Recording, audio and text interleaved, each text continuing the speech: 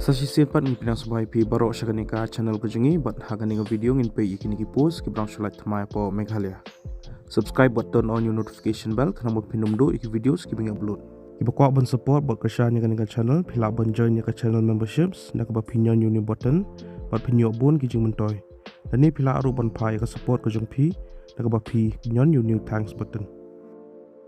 Ka Staff Selection Commission nani ke SSC ka pelai ikini ki post mentau banai arajar opsan. Ke SSC ka pelai hado arajar si spa sa pelai teligi post ke lingkari India. Kelas date lani ka tarik bakat do bapila ban submit di applications. Kedeho apply tarik banai Jun arajar opsan. Hak official advertisement ke pelai hi da ke SSC ngila banyi iba nadok ke page ke bahnya pupra. Hadok ke page ke bah si spa sipo kidon gini ki post sibon ki bala pelaj ha ki region ki prepare ha India. Tambah hakan ni ke video ke bamenta ngin page tang kini ki post ki balai ha po ka North East region. Ki post ki balai ha po ka North East region ki sedang nado kini ke post ke basis 100% kepada ka LAITKAM laboratory attendant. But nado kini ke post hadok kini ke post ke basis pahnya pulai kepada ka multitasking staff.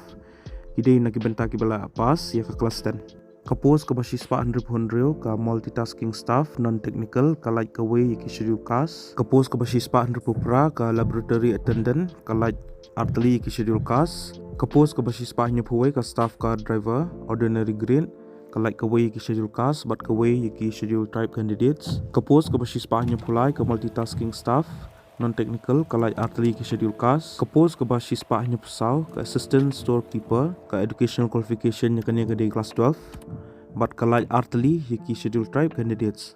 Nadok kapos ke basis pa Nyapusan hadok kapos ke basis pa prapusan kadi nagbenta ki balay pas ka graduation syanang. Kapos ke basis pa Nyapupra ka junior accountant ka like ka way ki schedule class but ka way ki schedule type candidates. Kapos ke basis pa propaway ka scientific assistant ka like ka way ki schedule class. Kapos ke basis pa Prapo R assistant superintendent administration like ka way ki schedule class but artillery ki schedule type.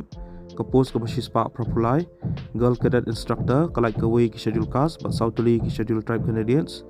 Kapos ke basis pa Propsaw upper division clerk ka like artillery ki schedule class but artillery ki schedule type. Ka syllabus nak benta ke exam jong kini ki post ka langkum ni general intelligence 100 marks, general awareness 100 marks, quantitative aptitude, basic arithmetic skill 100 marks, English language basic knowledge 100 marks. Ki candidates ki belong eligible bagi buku aban apply kini ki post pihak ban apply online link ba ka recruitment portal jong ka SSC.